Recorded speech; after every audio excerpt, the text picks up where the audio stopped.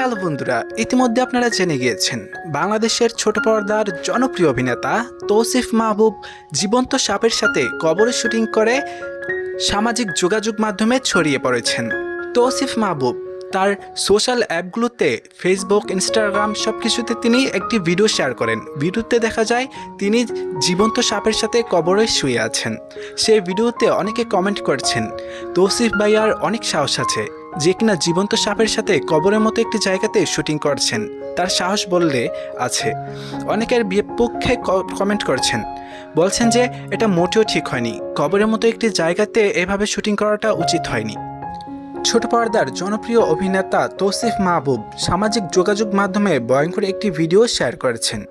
ভিডিওতে দেখা যাচ্ছে কবরে একটা লাশের সঙ্গে দেওয়া হচ্ছে বিশাল আকারে 6টি জীবন্ত সাপ, যা দেখে রীতিমতো চমকে উঠেছেন দর্শক।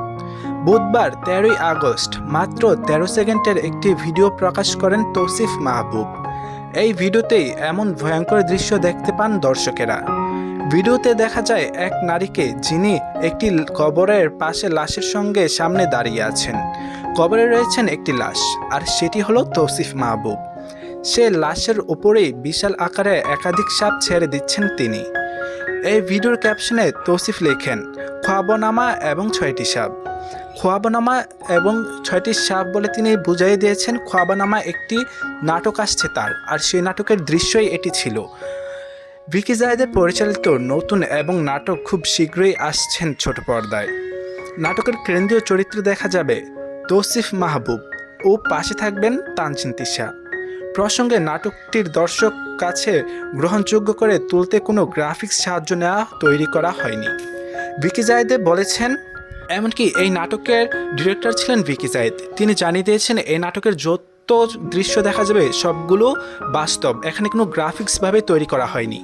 আর সেই বাস্তবতা তুলে ধরার জন্যই জীবন্ত সাপের সাথে শুটিং করতে হয়েছে বাংলাদেশের ছোট পর্দা অভিনেতা তৌসিফ মাহবুব। অনেকে বলছেন তৌসিফ ভাইয়ার সাহস আছে বলে, নয়তো কি জীবন্ত সাপের সাথে কবরের বেশে শুয়ে থেকে এভাবে শুটিং করা সম্ভব? যতটা আলোচনায় রয়েছেন এই ভিডিওটা শেয়ার করে তৌসিফ মাহবুব, তার চেয়ে খুব কম পরিমাণেই সমালোচনা রয়েছেন। অনেকে বলছেন কবর একটা অন্য ধরনের জিনিস, এটাতে কবরের বেশি শুয়ে থেকে জীবন্ত লাশ দিয়ে এমনকি জীবন্ত সাপের সঙ্গে শুটিং করাটা মোটেই উচিত হয়নি। আবার অনেকে খুব আগ্রহ নিয়ে আছেন কখন সে নাটকটি প্রকাশ পাবেন আর কখন দর্শকেরা সেটি উপভোগ করবেন। সেই আগ্রহে অনেকে কমেন্ট করছেন, অপেক্ষায় আছি এই নাটকের। খ্বাবনামা নাটকটি এই দৃশ্য দেখে দর্শকেরা খুব আগ্রহ পোষণ করছেন ভিডিওটি দেখার জন্য। যাই হোক বন্ধুরা, সবার মতো আমিও আগ্রহে আছি কখন এই নাটকটি দেখব, এমনকি এই নাটকের চরিত্র আর গল্প কী রয়েছেন। যাই হোক বন্ধুরা, ভিডিওটি কেমন লেগেছে? ভিডিওটি যদি ভালো লাগে তাহলে অবশ্যই সাবস্ক্রাইব করে পাশে থাকবেন। মিডিয়া জগতের সকল রিলেটেড সব কন্টেন্ট আমরা এই চ্যানেলে আপলোড করে থাকি। ধন্যবাদ।